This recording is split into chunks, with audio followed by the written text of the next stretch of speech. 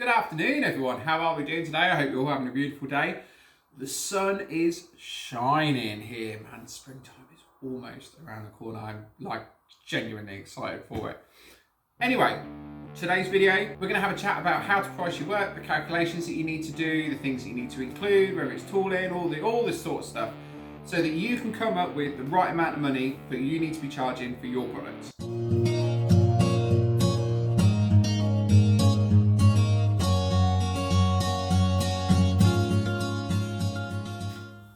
Okay then, so there's a whole plethora of things that we need to figure out when we're looking at pricing our products. Now, whether that might be our hourly rate that we're going to charge for our labour, how we factor in materials costs, whether we put any tooling costs in there, the margin.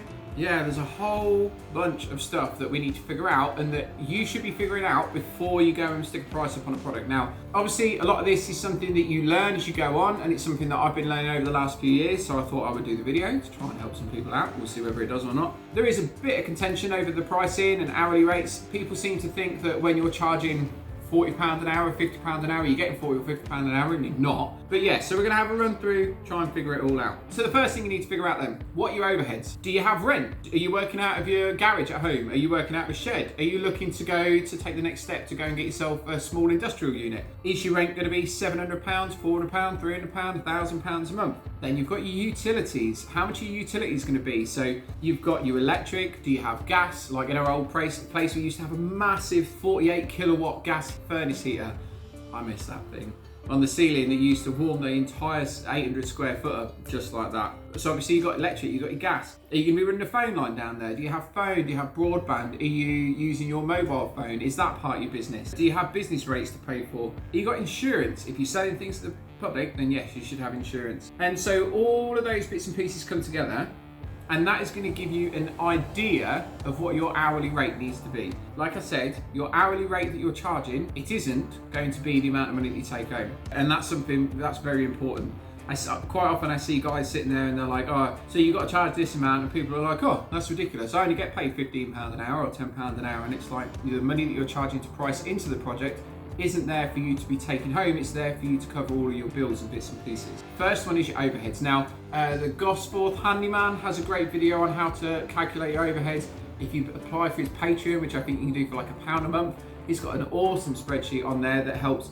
It's got all set fields and you can update everything. It can tell you what the minimum that you need to be charging is. As a general rule, in the UK, if you're running a workshop or you're looking to be running a workshop, or you're doing this as a sideline and you want to do this as a business, the baseline is around about £30 an hour, all the way up to like 45, 50. I know I've heard of some guys charging £100 an hour.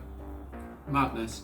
But I mean, if you've got the skills, you've got the machinery, you've got the talent for it, you should charge your worth, right? A solicitor does, a doctor does, a surveyor will do. So yes, so you need to take into account all of your overheads when you're trying to figure out that hourly rate that you're going to be charging. Materials, right? How do you charge for materials in a job? Now, some people will just charge for the materials. So say for example, a sheet of MDF is 20 quid, I wish.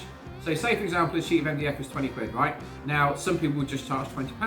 Some people will charge you that £20 plus a certain percentage. So the average is about 20%. Now that's another 4 quid, not a lot of money, but obviously when you do that for everybody, that soon adds up. The reason that you're charging, or the reason that you should be charging for that additional 20% on your materials, is so that it pays for your time to source those materials, set up your contracts with your suppliers, go and pick it up, get it delivered. You know, it's like you can use it as part of a percentage of your delivery costs if you're going to put a load of stuff on an order and get all that sent over to you. And that's really important. It's not something that should be overlooked. And again, so 20% is around about the average, really. Then, do you have any tooling costs, right? So are you going to be doing loads of routering? Are you going to be doing loads of table saw work? Are those table saw blades like a good quality blade, well, like a medium quality blade is going to cost you like 100, 110 quid. That needs to be sharpened, right? So the sharpening cost is £12. Are you going to take a little percentage of that and add that into each job? You should be doing it because you're a business. A big business would be doing it, and it's definitely something that you should look at. So I don't know, you have an idea of how many sheets of plywood or material that you can cut with your table saw blade. and say for example, well, I can cut 100 sheets or 50 sheets and then it needs to get sharpened.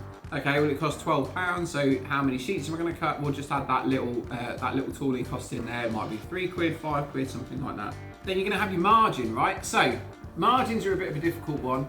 I quite often have chats with people and they don't understand what the margin is in there for. They think that you're fleecing the customer, and you're not. Your hourly rate that you're going to charge for your labour is to pay your wage, right? And to pay for your overhead. Then you're going to charge materials, and then you're going to charge a little bit for your tooling, and then you're going to charge a margin on top. Now your margin is there for you to reinvest in your business. So that, whatever percentage it is, we'll talk about that in a sec, that's there for you to then reinvest that money into your business. Now that might be you want to buy a nice sander, or you want to buy a domino, or you want to put it towards a new table saw, new bit of machinery, because we all know workshop machinery is not cheap.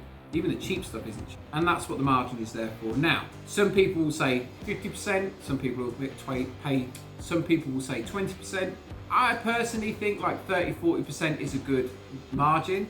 It also allows for a small amount of error if you screw up on the materials or something like that, but that's not what it's there for. It's not there to deal with your mistakes. It's there so that you can then take that money and reinvest that in the business and build it, because it's a business, right? And all businesses need to be invested in. So we'll do a real simple bit and piece. I'll try and get it on the side of the screen if there's enough room, on how we price up a job. So we're gonna sit there and we're gonna say a job is, I'm gonna build a table, right? And the table is gonna take me 2 days worth of work. And for argument's sake, we'll say that the hourly wage is £40 an hour, 7 hours a day. So what's that? 4 times 7, that's 280 quid a day. Okay, sounds a lot, but it isn't. So what we're gonna do is we're gonna say, right, we're gonna build this table, it's gonna take me 2 days. Okay, so 2 days, so I'm gonna allocate an additional half a day for my screw ups, right? Or my inability to be able to do something, or I have to go and figure something out, or look, it just happens. If it doesn't happen, awesome. But if it probably will do. Michelle always says to me, if I say it's going to take 2 days, then it's going to take 4. But we won't charge the client that. What we'll do is we'll say, right, it's going to take 2 days, so we're going to do 2.5 days. If we say that's going to be 7 hours a day, so that's 14, and then so 14 plus 3.5, 17.5 hours times by your 40 hourly rate. That's your labour cost. Then what we're going to do is we're going to look at materials. Materials might be 200 quid, just for argument's sake. So we're going to put 20% on top of that, so that's £240 then for your materials. And that £40 is there for you to be able to go pick it up, because that might take you 2 or 3 hours, right? So you need to get paid for that time that you're gonna go pick it up. You've got fuel, you've got your time out to go and do it. So that's your 20%. So then we've got our hourly rate, which is the expected time it's gonna take to complete the job. Then we have our material cost, plus the 20% for us to go collect it. Then we're gonna look and say, right, do we need any tooling? Now, tooling isn't necessarily something I look at for the majority of our work. It's definitely something I take into account with the laser machine and the CNC, because the laser tube's like £1,500. CNC, the router bits are like anywhere from like 20 quid all the way up to like £120. It's a lot of money. If we're doing a huge amount of sanding, sandpaper's not cheap, especially for the drum sander, so we have to take that into account. Planing, you've got your planer blades. So you will know what you're using, you will know what you feel comfortable with, and you will put a tooling cost on there. Now, like I said earlier, it might just be like 5 quid, but that 5 quid is there to pay for your blade being sharpened, or to put towards another router bit, because you've probably only got 2 or 3 more jobs left in that bit. And then what we're gonna do is we're gonna take all of that and add it together. Let's do that now while I'm here. Okay, so we've got 280, 280, 140, so that's 2.5 days, 16, that's 20, 82, 2, 4, 5, 7. Okay, so we're going to say we've got 700 in labour, we've got 200, and so that's £240. We're going to put £5 on there for tooling, so in total we're at 5, 4, so we're at 945, right?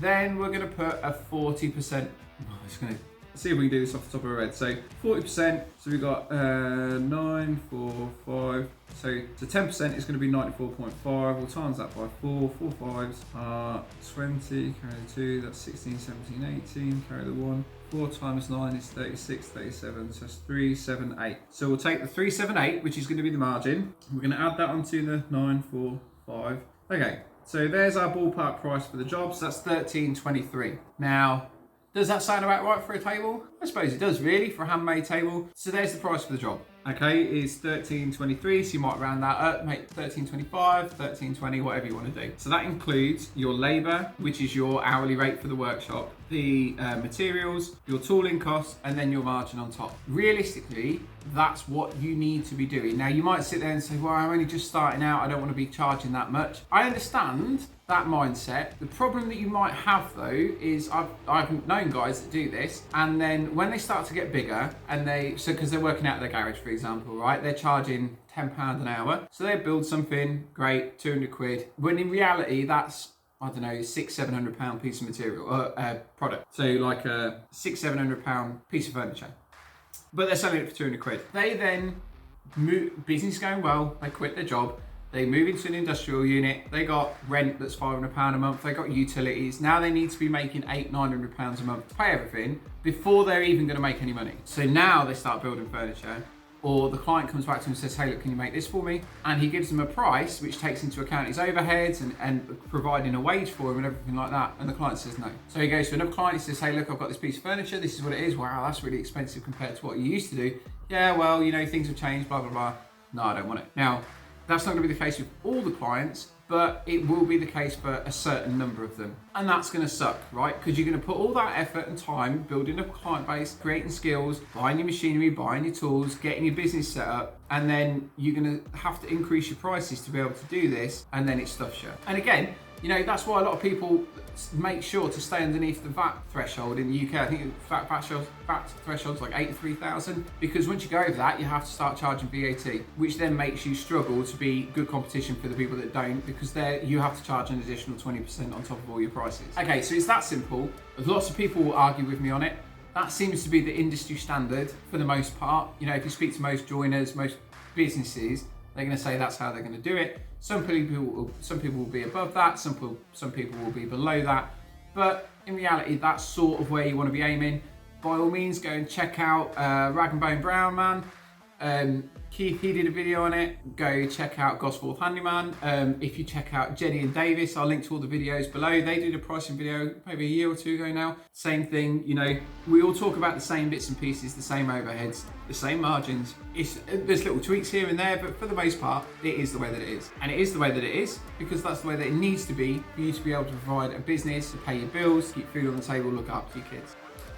One thing I didn't mention, which sort of comes under finishing, is consumables. So things like sandpaper, things like varnishes, things like stains. You know, we use stockinette to apply the stains. We use some cotton rags to apply some of the finishes that we do, like Danish shawl and bits and pieces.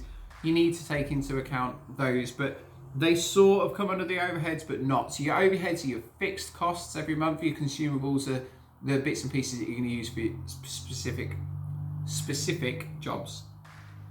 So that's one side of the pricing argument. The other side is your market rate. Now you might find where you'll go and ask somebody to do something, you'll give them your budget, and they'll say, no, there's not enough money in it for me, I'm not going to do it. Because the market rate or the expectation for that product is a lot lower, or it could be a lot higher than what it's going to cost in terms of the formula that we spoke about to price up for the work. Let's just pick what can we pick at random? Say for example, we're going to make a sign, right? Now that sign may take you 20 minutes to do. I don't know, so you might have like 15 quid's worth of labour in it, you might have £5 worth of materials in it and finishing and all that sort of stuff.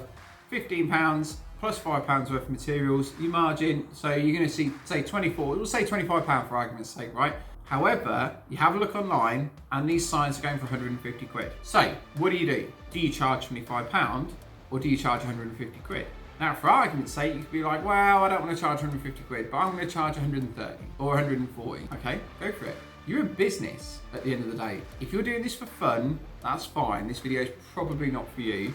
But if you want to run a business and you want to do well and you want to earn the money, and like I said, you want to provide and feed and clothe your children, if somebody offers you 150 quid for something, you're going to take the 150 quid. If your boss says to you, you've got a job and you earn £10 an hour, and he says, hey, look, I'd really like you to do this, I'll pay you £30 an hour for it, you're not going to say, no, I'll do it for a tenner a year. You're going to take the £30 an hour. And that's where the market rate for products comes in. I'm sure a lot of you have seen, they're like rounds, like tree rounds, so they've been bucked up and they might be like I don't know, 18 inches high and 12 inches around.